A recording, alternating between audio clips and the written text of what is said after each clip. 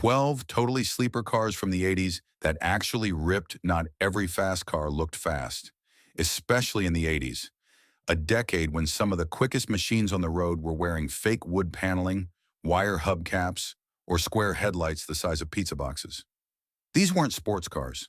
These were grocery getters, dad sedans, and company cars that just so happened to be able to dust a Camaro at the light.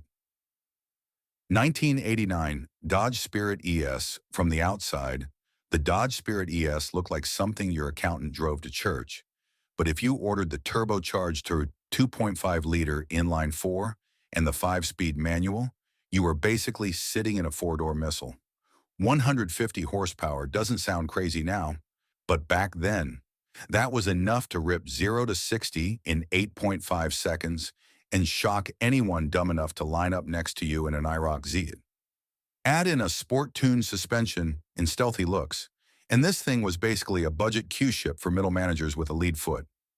1986 Chevy Celebrity Eurosport VR Chevy took the very boring Celebrity, dressed it up in red stripes, blacked-out trim, and a body kit that looked straight off a Monte Carlo SS, and called it the Eurosport VR.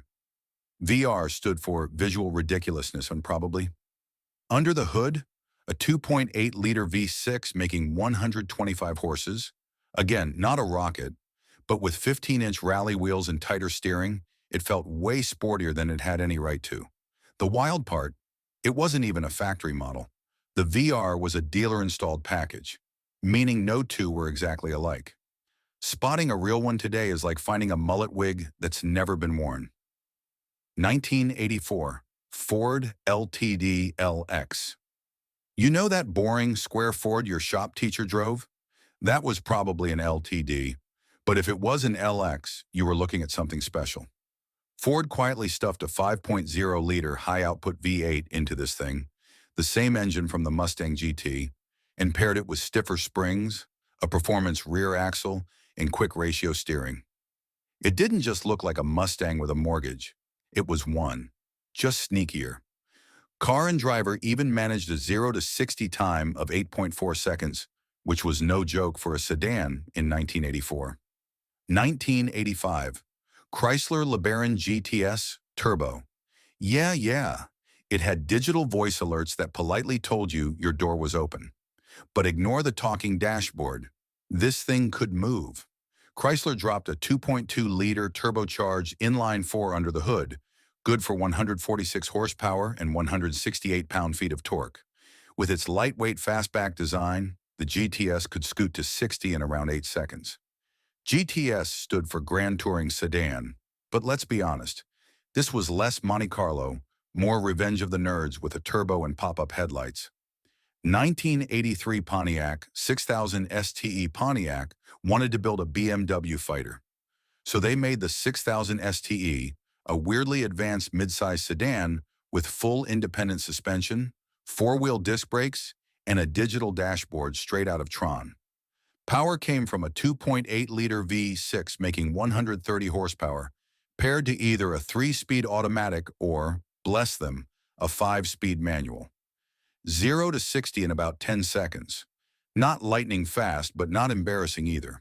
It was packed with gadgets, handled way better than a front driver had any right to, and got 3 straight years on Car and Driver's 10 best list. Not bad for a car your dad bought with a rebate check. 1987 Dodge Shelby Lancer.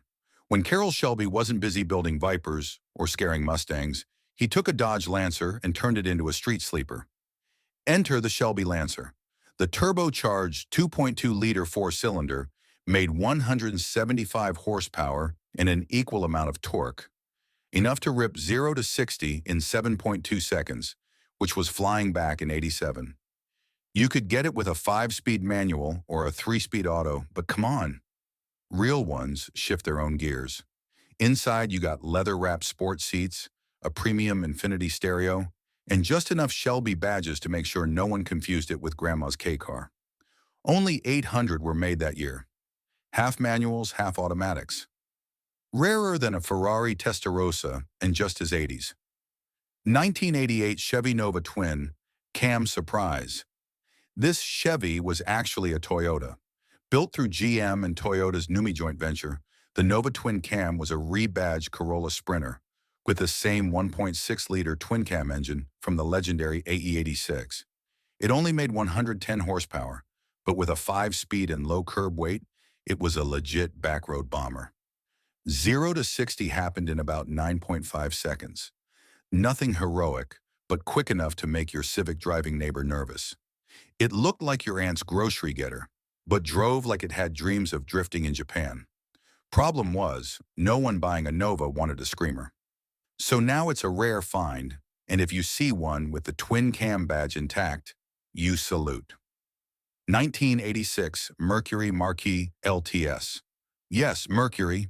Yes, the Marquis. But the LTS trim, that was basically Ford's LTD LX in a fancier suit. The sleeper's sleeper. Same Fox body platform. Same 5.0 HO/8. Same, wait, that thing's fast on reaction. It even got slightly better interior trim, so you could roast rubber and ride in simulated walnut-paneled comfort. This was for the guy who wanted performance, but also wanted to be home in time for Matlock, a rare combo in a rarer car today. 1989 Ford Taurus SHO. You've heard the legend. The first-gen Ford Taurus SHO looked like any other dad mobile in the Walmart parking lot, but under the hood, a Yamaha-built 3.0-liter D08C V6 making a screaming 220 horsepower and revving to 7,000 RPM. Paired with a 5-speed manual, the SHO could rip 0 to 60 in 6.6 seconds, which meant your mom's car could embarrass your brother's Z28 without breaking a sweat. Inside, you got supportive seats, a leather-wrapped wheel, and just enough visual clues to let the initiated know this wasn't your average commuter. The engine was originally built for a mid-engine sports car project that got scrapped, so Ford stuffed it in a sedan instead. America, baby. 1987 Buick Somerset T-Type. It looked like something your grandmother took to Bridge Club, but the T-Type badge meant trouble. Buick took the humble Somerset and gave it a 3.0-liter V6 and a bunch of blacked-out trim to make it look sporty. But here's the kicker. The suspension was tightened up, the steering sharpened, and if you got the rare digital dash, instant Knight Rider vibes. Not a muscle car, but a surprising corner carver in disguise. Bonus points if yours still had the factory cassette deck that auto-reversed faster than the car did. 1984 AMC Eagle Sedan 4-wheel drive. What's a 4-wheel drive sedan doing on this list? Being a weird, wonderful freak, that's what. The AMC Eagle sedan looked like a jacked-up Concorde with a Jeep complex, and that's basically what it was.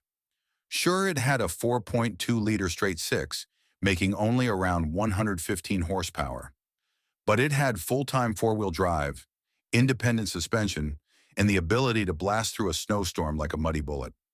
Not fast on paper, but the torque, traction, and rugged build made it the spiritual grandfather of the WRX.